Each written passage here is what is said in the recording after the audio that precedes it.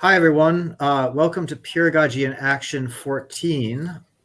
We're looking at collaborative learning environments today, and we're joined by Karl and Steve. I'll introduce them briefly. You can see them there up on screen.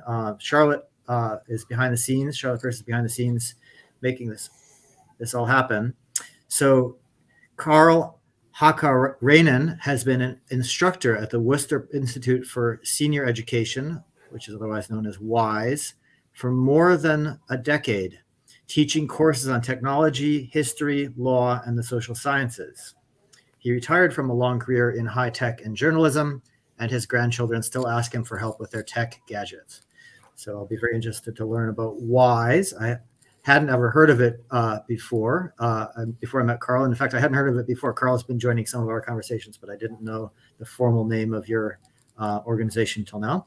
Our other guest is Steve Yost, who started and leads the Lexington Online Course Collective, or LexOC, a diverse group of people who agree upon and take online courses together, meeting weekly for discussions. LexOC have been active since early 2019.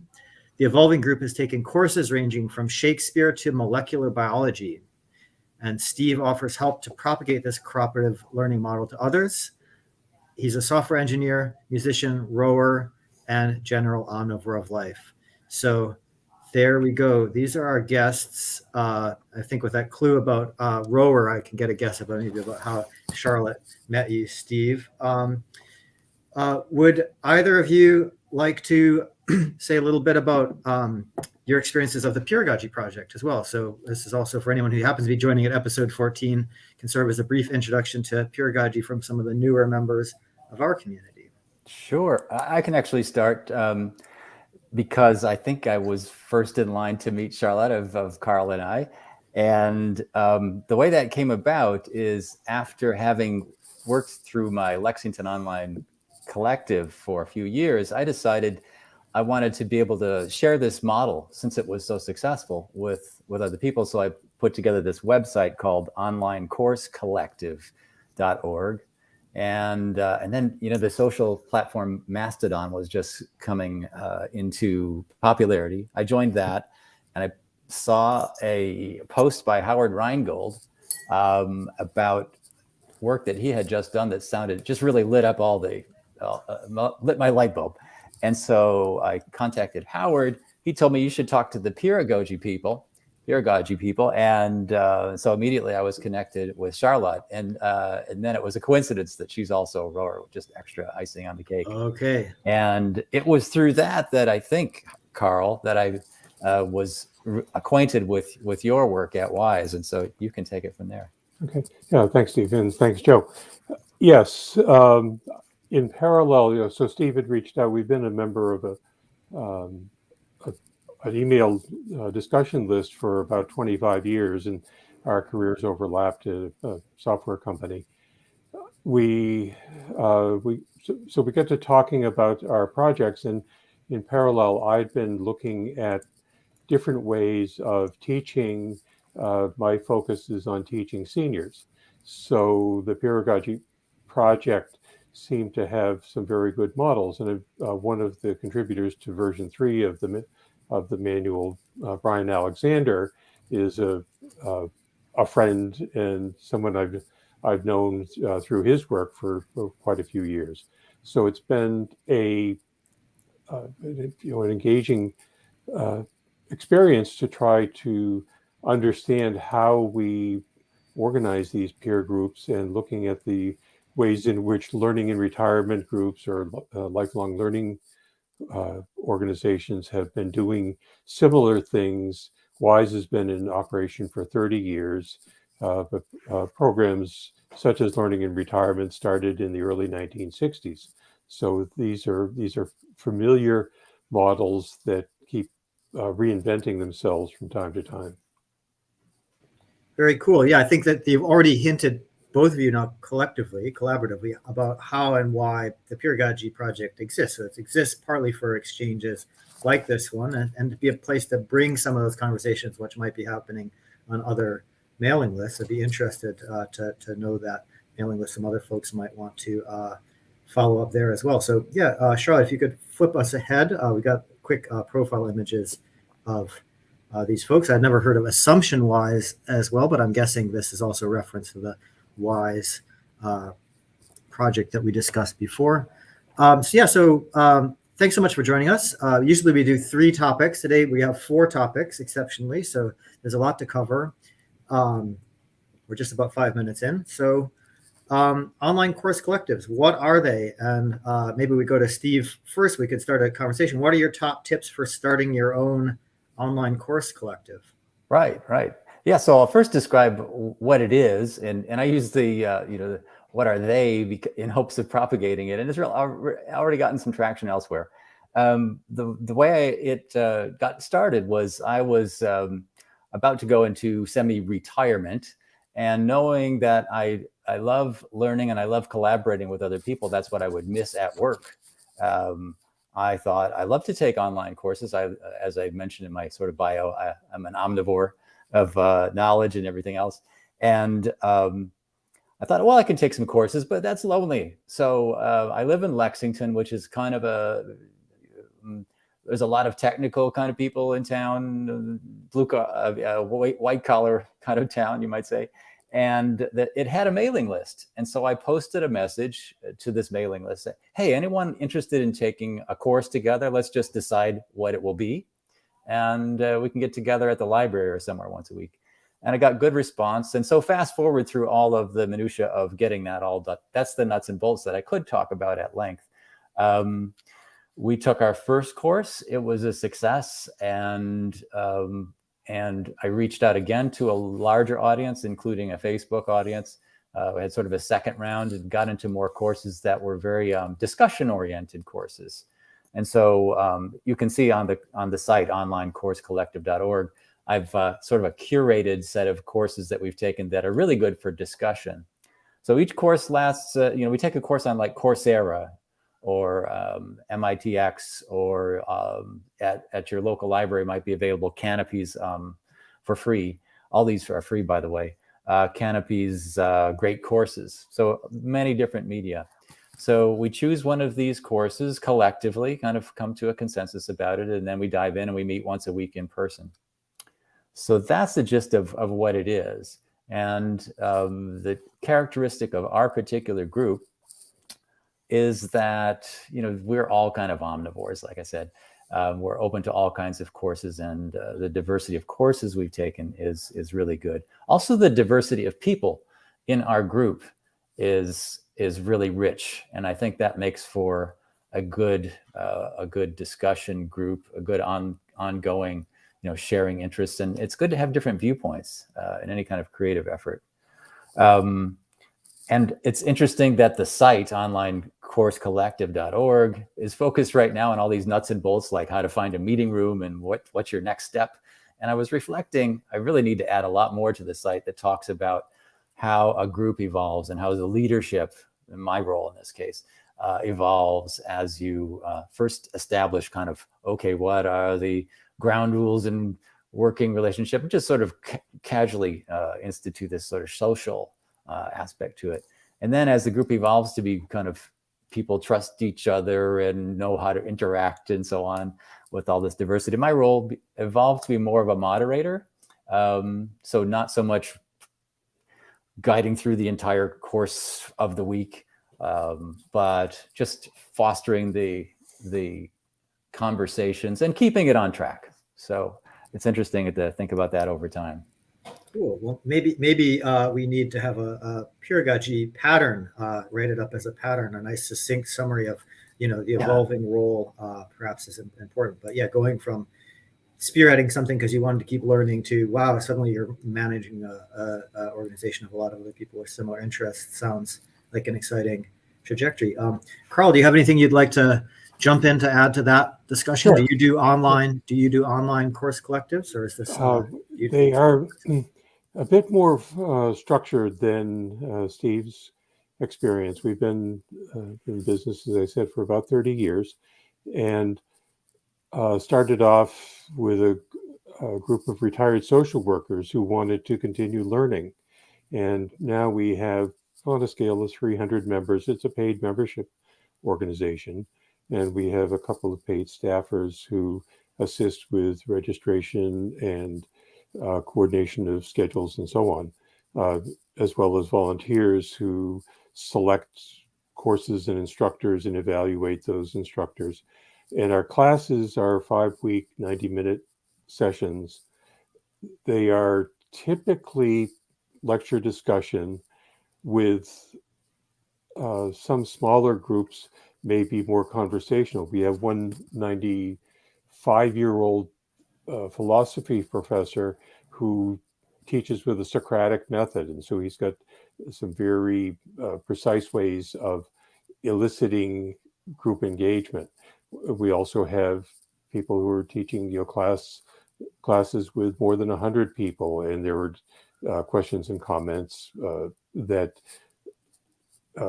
jam the meeting. So in between that, I have my courses. I just finished teaching a course on wrongology, the study of being wrong, and we'll be teaching a course in the fall on the Luddites, the history of the Luddites in the early 19th century, and coming up to the modern day colloquial version of Luddites. We're not smashing machines, but we're actively resisting the power of mechanization over our lives.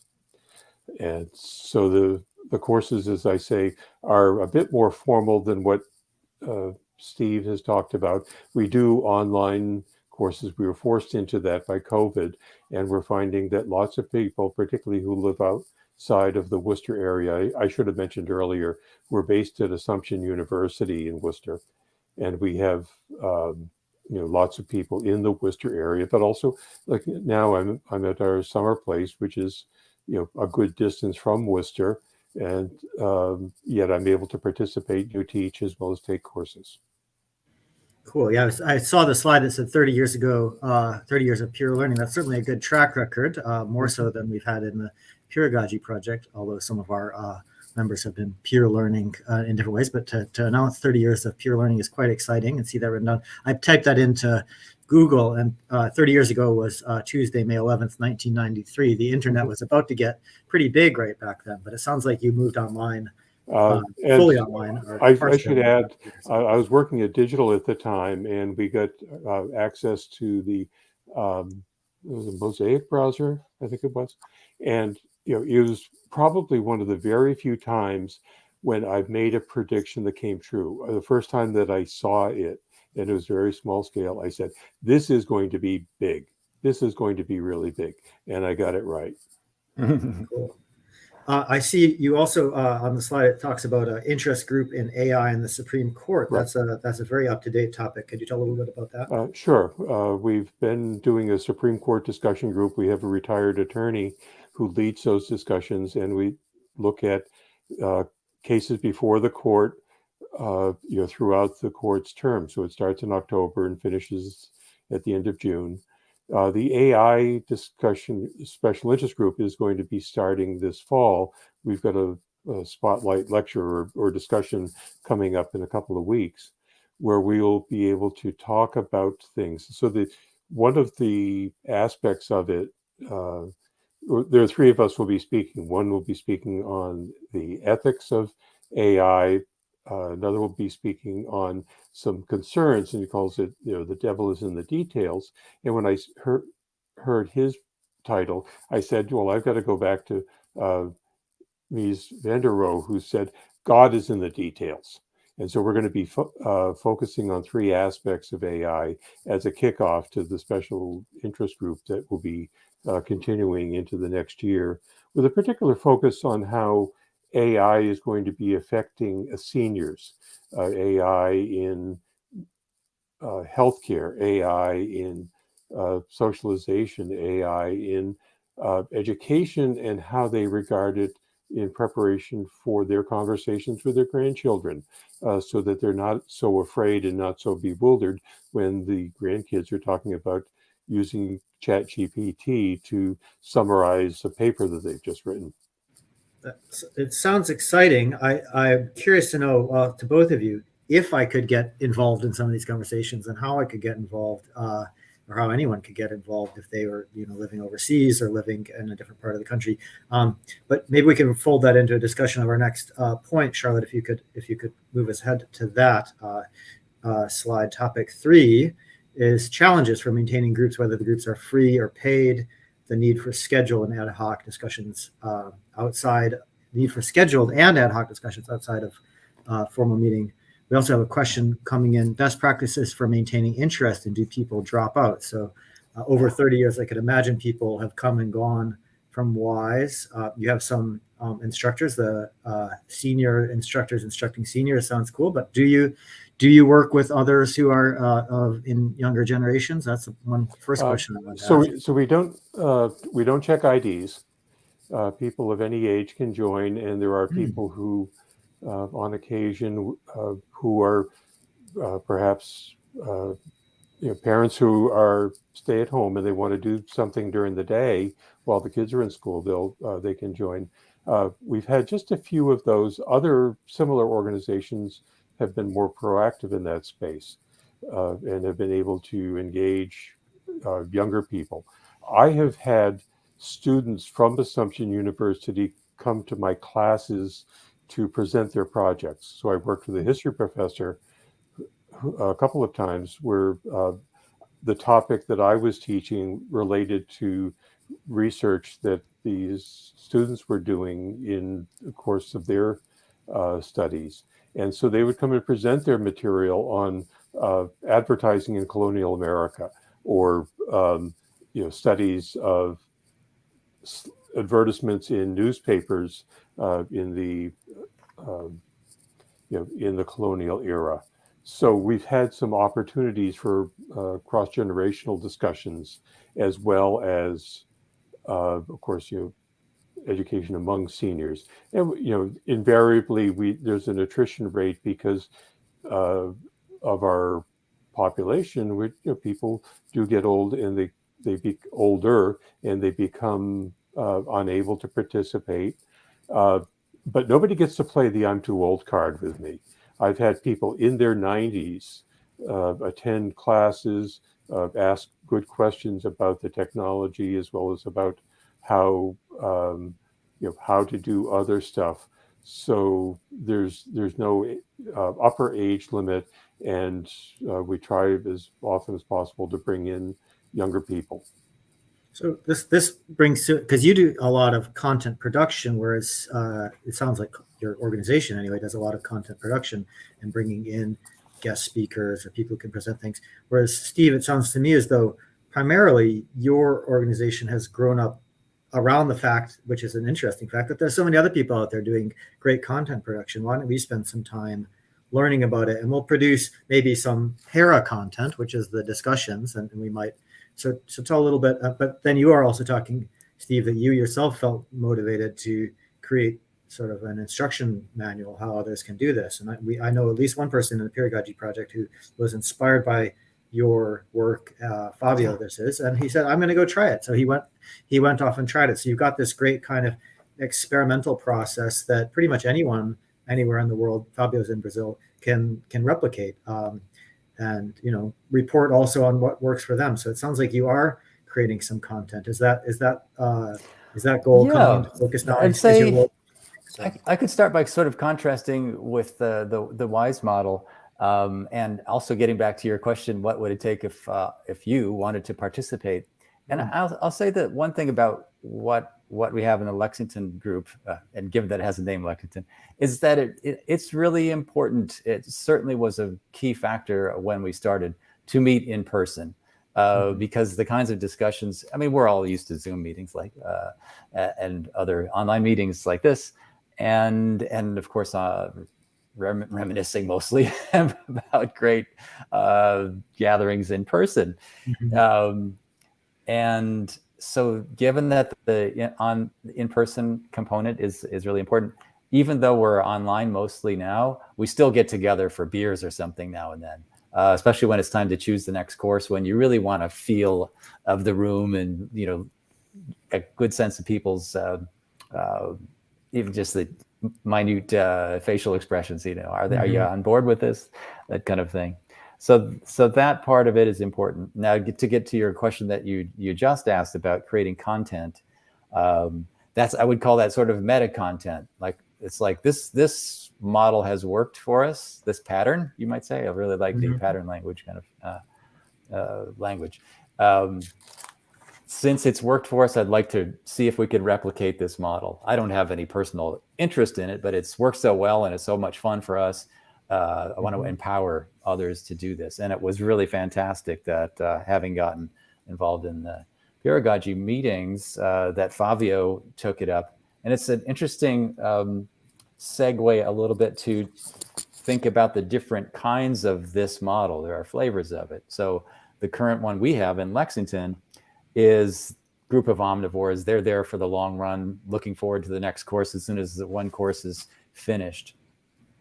There's another perfectly valid model and useful model for which this works, which is a group of professionals, which is what Fabio did. He and a group of teachers took a course called, I believe it was called The Bilingual Mind, and they're language teachers.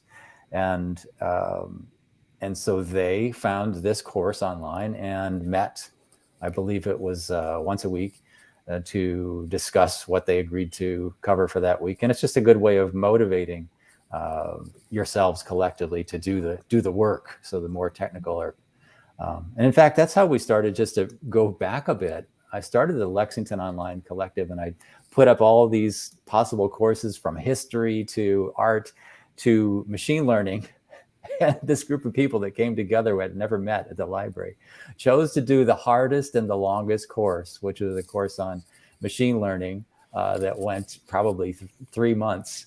And by the time we were finished, we went from 7 people down to 3 people, because just normal attrition, it's hard work. And so the courses, as I mentioned, we do now are more geared towards social interaction, where I imagine that Fabio's was really about doing the work, right?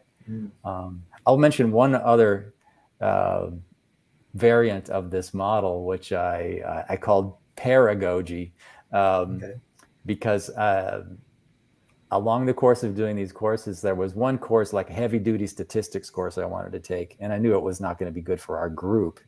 And so I just posted to the group, anybody want to take this with me? We're just going to be doing the homework. And one person responded, that's exactly what I wanted to take. And so she and I met at the library, and we came up with this model where we agreed that each week, one of us would act as the professor. We've both studied the work, but one of us had to sort of teach the course. And of course, we all know that having to teach something is the best way to learn it very thoroughly. So that was another variant of this collective model that worked really well, just one-on-one. That's very cool. If I could just toss it. So one of the things that I've just started, I'll say, playing with, Khan Academy, of course, has courses primarily geared to high school and younger ages. Sal Khan has just released a tutor, an AI-enabled tutor that is integrated into Khan Academy to help students understand, how, where they went wrong in a particular module. I just got access to it, and so I'm picking up on a statistics course that I started a couple of years ago and didn't finish, but it was very helpful in, very specifically showing me, without giving me the answer, showing me where my answer was wrong, and working as a one-on-one tutor. And this is his model of being able to have a scalable system so that you get one-on-one tutors for millions of students. And I think this, so just as a segue on statistics, this is just basic statistics, nothing at the scale that what Steve was talking about. That's pretty exciting. I mean, it's very current because I see Khan Academy posted this news May 1. So consider yourself to be part of the cutting edge. I had never heard of that, although I'd been following. What's interesting along those lines is that Andrew Ng, who's a star in the world of machine learning, actually founded Coursera, with this platform through which we take a lot of these courses. And I saw a talk by him in which he explained that they are even in the early days, very carefully tracked students' progress and when they dropped off, and they would adjust, do A/B tests and kind of things on the quizzes to try to keep people engaged. Didn't want to make the quiz too hard, but not too easy. And so that's been a aspect of these, at least the two that we've talked about, of these platforms, is to try to ensure that people succeed to get through a course.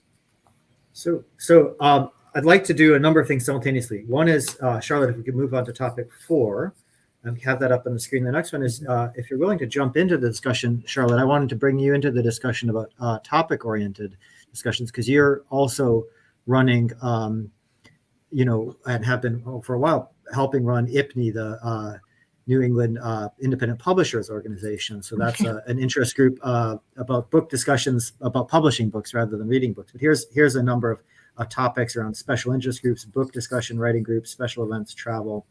So I wondered if you had any comments or questions for Karl and Steve based on your experiences with IPNI or other organizations. Yeah, I've been on the board and involved in IPNE, Independent Publishers of New England, since 2008, I think. But it's been a pretty rough. There hasn't been a lot of progress in sort of gelling a truly engaged, dynamic community of people. But there's been some success. And I think one of the things that we've done in recent years, so we have 6 states, right? New England states, with varying numbers of members in each one. But we decided to start regional groups, and those have been kind of sputtering along since, for the last 10 years, maybe. But Zoom has, or online connections have really enhanced that. And I think the major thing is to do it regularly. So, I finally got, a regular schedule for the Connecticut, and we started a Connecticut group. The Vermont group is really thriving, and the Metro Boston group. But we have other states that, other regions that we could develop. But I think those two things, I don't know, people just, for this wide area, it's hard to kind of form a common bond, or and so we're starting with the regional things. Trying to maintain attention. Before the show, we were talking about my definition of luxury is being able to do one thing at a time, and we have so many things pulling at us, and trying to ensure that members of these learning groups can, to use Steve's phrase, can succeed. Part of it is to keep them engaged, and by that I also mean keep me engaged, because I've got the squirrel kind of response to so many different cool things, and it disrupts my ability to participate in any one thing really well. Right. Mm-hmm. Yeah, I would kind of keep an eye out for, for what is, what people's little thing is, and then try and address that once in a while, Yeah, I don't know if that makes sense. You might find an idea that works really well in one context for a while, but doesn't work very well in another context, or indeed does work in another context again for a while. So how do you keep things lively and moving? We're going to have to keep this one moving.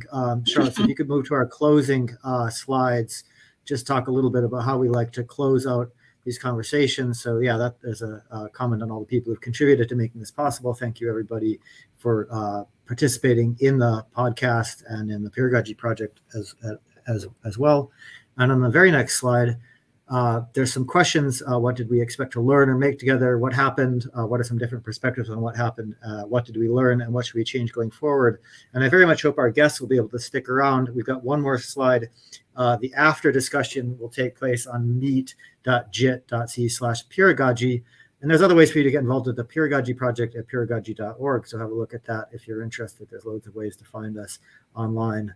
But the discussion, and I can think of a few interesting next steps I'd like to discuss with guests, will be taking place on that link in a few minutes. So for those who can stick around, I'll see you there. Thanks so much to Karl and Steve. Thank you, Charlotte, for making this happen. And Thank call you. it around. This was Thank fun. you very much. All right. See you in Jitsi.